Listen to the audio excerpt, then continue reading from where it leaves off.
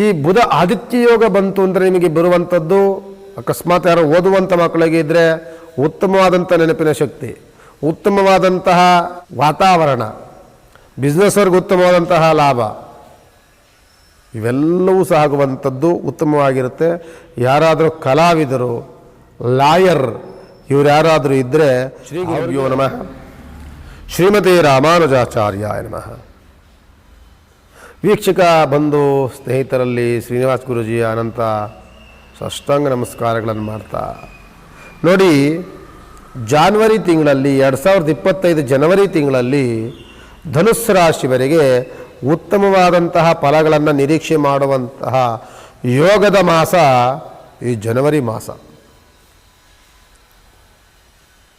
ನಿಮಗೆ ಬುಧ ಆದಿತ್ಯ ಯೋಗದಲ್ಲಿ ಬಂದಿರುವಂತಹ ಮಾಸ ಜನವರಿ ಮಾಸ. ಧನುಸ್ಸು ರಾಶಿಯವರಿಗೆ ಉತ್ತಮವಾದಂಥ ಹಣ ಹೂಡಿಕೆಯನ್ನು ಮಾಡ್ಬೋದು. ನೀವು ಬಿಸ್ನೆಸ್ಸಲ್ಲಿ ಉತ್ತಮವಾದಂಥ ಲಾಭವನ್ನು ನೋಡ್ಬೋದು. ನೀವು ಭೂಮಿ ಖರೀದಿ ಮಾಡುವಂಥದ್ದು, ಭೂಮಿ ಬಗ್ಗೆ ಲೇಯದಿ ವ್ಯವಹಾರವನ್ನು ಮಾಡುವಂಥವರು, ಜೊತೆಯಲ್ಲಿ ಟ್ರಾವೆಲ್ಸ್ ಬಿಸ್ನೆಸ್ಸು, ರಿಯಲ್ ಎಸ್ಟೇಟು, ಬಟ್ಟೆ ಬಿಸ್ನೆಸ್ಸು, ಇಂಥವರೆಲ್ಲರಿಗೂ ಸಹ ಧನುಸ್ಸು ರಾಶಿಯವರಿಗೆ ಉತ್ತಮವಾದಂತಹ ಯಾವುದಾದ್ರೂ ಒಂದು ತಿಂಗಳಿದೆ ಅಂತ ಅಂದರೆ ಅದು ವರ್ಷದ ಆರಂಭದ ದಿನ, ಆರಂಭದ ಮಾಸ ಅದು ಜನವರಿ ಮಾಸ. ಈ ಬುಧ ಆದಿತ್ಯ ಯೋಗ ಬಂತು ಅಂದರೆ ನಿಮಗೆ ಬರುವಂಥದ್ದು, ಅಕಸ್ಮಾತ್ ಯಾರೋ ಓದುವಂಥ ಮಕ್ಕಳಿಗೆ ಇದ್ದರೆ ಉತ್ತಮವಾದಂಥ ನೆನಪಿನ ಶಕ್ತಿ, ಉತ್ತಮವಾದಂತಹ ವಾತಾವರಣ, ಬಿಸ್ನೆಸ್ವರ್ಗೆ ಉತ್ತಮವಾದಂತಹ ಲಾಭ, ಇವೆಲ್ಲವೂ ಸಹ ಆಗುವಂಥದ್ದು ಉತ್ತಮವಾಗಿರುತ್ತೆ.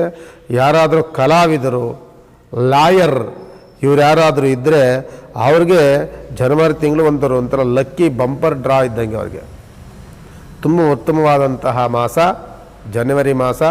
ಧನುಸ್ಸು ರಾಶಿಯವರಿಗೆ ಉತ್ತಮವಾದಂಥ ಯೋಗ, ಬುಧ ಆದಿತ್ಯ ಯೋಗದಲ್ಲಿ ಕೂಡಿರುವಂತಹ ಮಾಸ.